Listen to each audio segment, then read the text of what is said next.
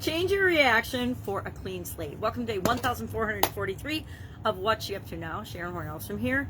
And talking about for Supersize Your Business, a clean slate. Our ability to start anew, start afresh, start over, let ourselves off the hook for the times we're human and we don't behave in the ways that we are perfect and expect of ourselves, and just let that go and start fresh, realizing that every new day gives us an opportunity to start fresh. Every day above ground is an awesome day. I was attracted to that particular saying. One of the first motivational speakers I ever saw, probably in my early 20s, was, I want to say it was Les Brown, but I don't think it was Les Brown. Anyway, it was a new and up and coming motivational speaker, and one of the things he said, and it was even on his business card, because he gave me his business card, was every day above ground's a great day. Now, I'm sure he heard it from one of the other, gurus or motivational speakers or personal development people that taught him, but I still, for some reason, it was the first time I'd heard it, and it just stuck with me, and I never really understood why.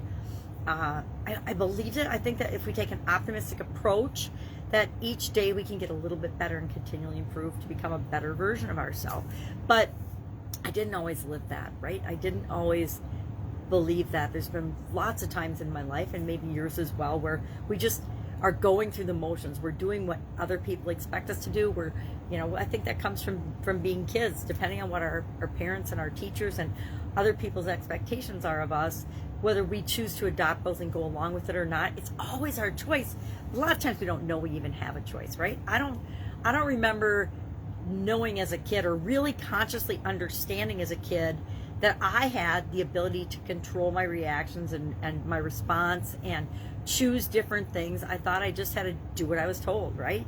To be a good daughter, to be a good sister, to be a good friend, I just had to do what I was told, or had to. And I was always really stubborn, so I find it's really interesting that I believed that. And in some aspects, I believed it for a long time. And then one time I decided that I was going to break the rules, and by breaking the rules, I got better results than when I was following the rules.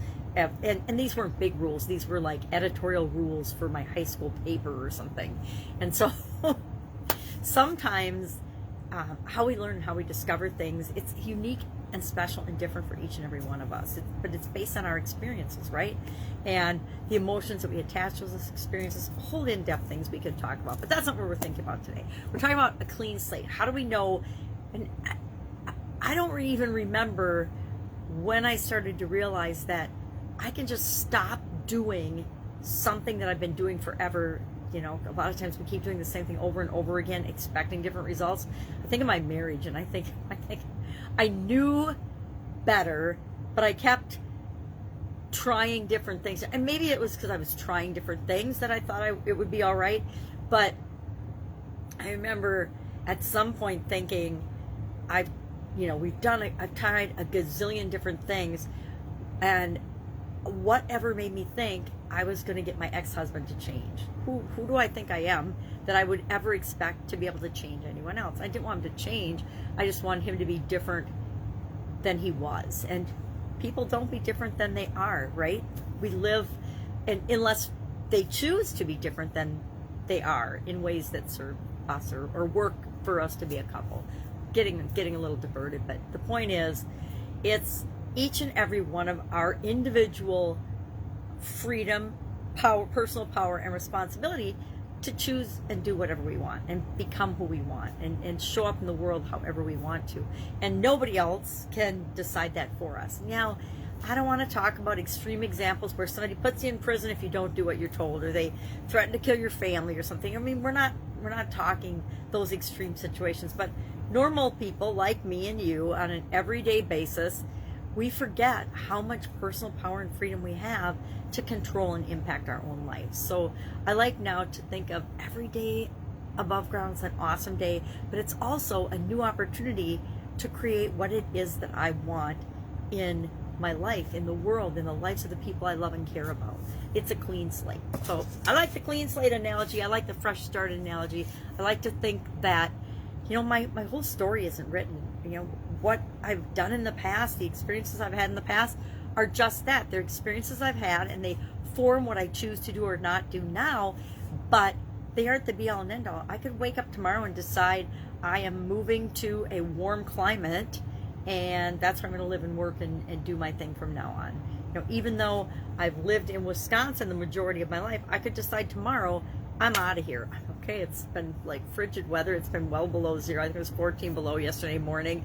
Saturday it was 17 below when I woke up. I mean, it's like, and we're talking Fahrenheit degrees, right? It's cold.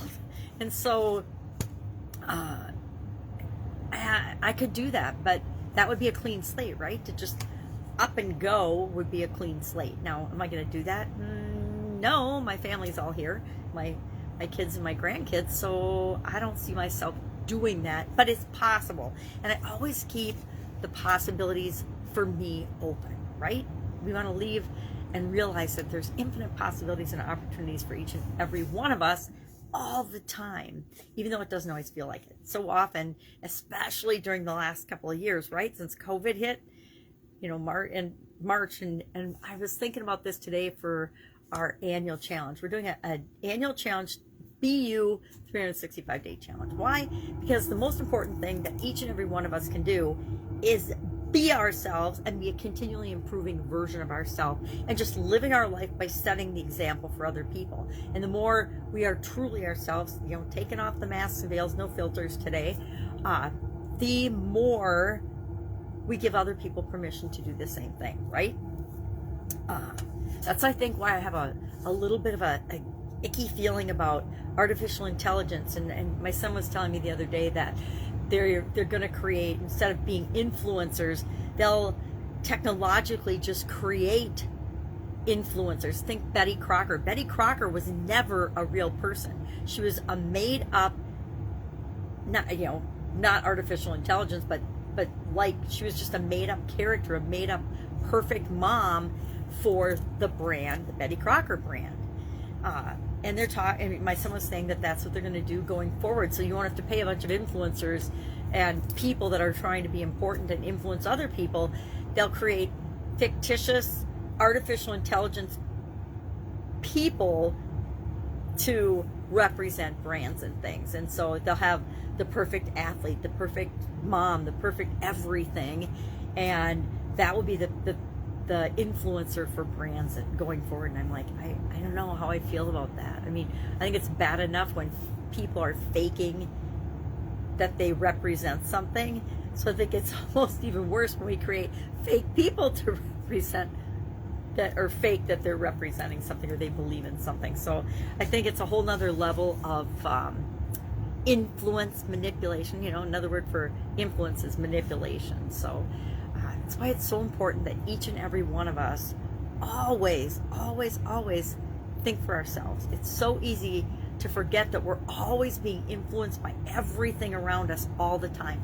All the stimuli, all the things that happen around us that we're experiencing with any and all of our senses, all of that has an impact on us. I realized, I was thinking the other day that my thoughts were being, and I didn't believe I was, but even I, who believes that I think for myself, unlike everybody else, we think for ourselves, but we're not actually 100%.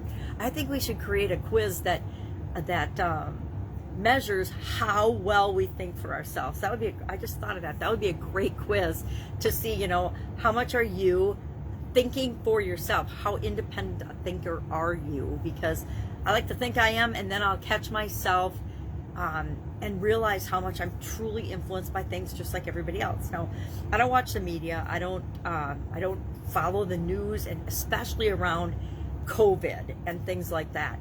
Yet, every morning when I wake up and have the sniffles or blow my nose, and it's super dry here in the house and in Wisconsin, or get a bloody nose, my brain has been programmed on my subconscious level, because I consciously haven't been doing it, to think, oh my gosh, I hope I don't have COVID. And I'm like, all right, I do everything to protect myself that I possibly can. I'm pretty much isolated from other people. So I'm like, how on earth could I possibly have COVID?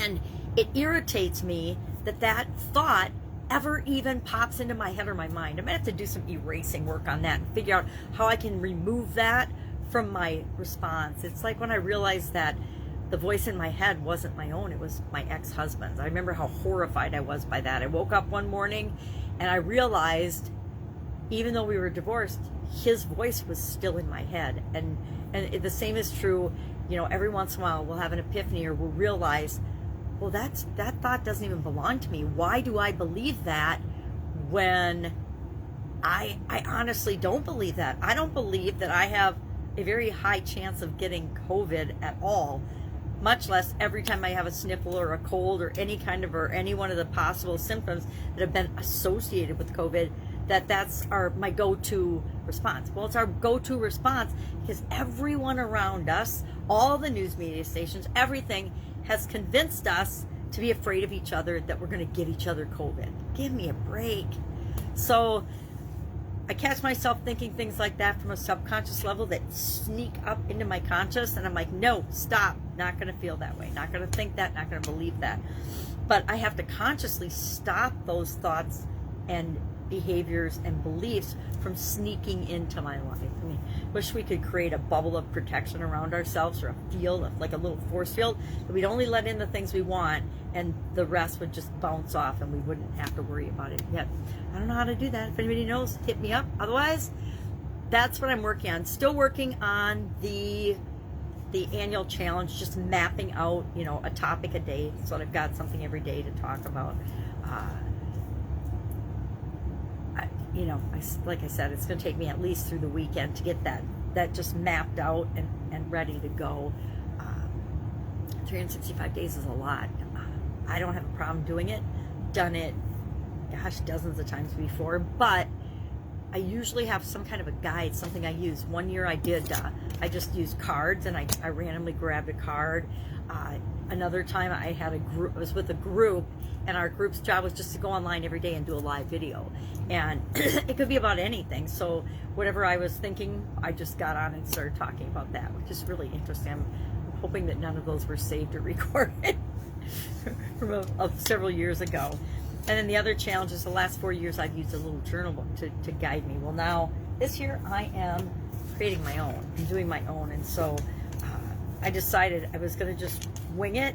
And then I thought, no, I'm not going to do that. I have to have a little bit of structure.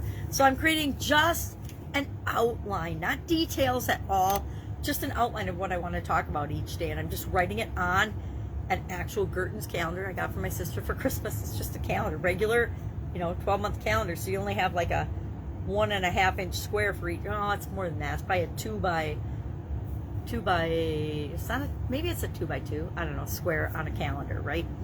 That I can, that's a wall calendar, not a big wall calendar, just a normal size. I'll show it one of these days. All right, that's all I've got. If I can help you in any way with your online or offline businesses, hit me up. Remember, I've got lots of experience. Otherwise, I'll be with you tomorrow. Have an awesome day. Bye.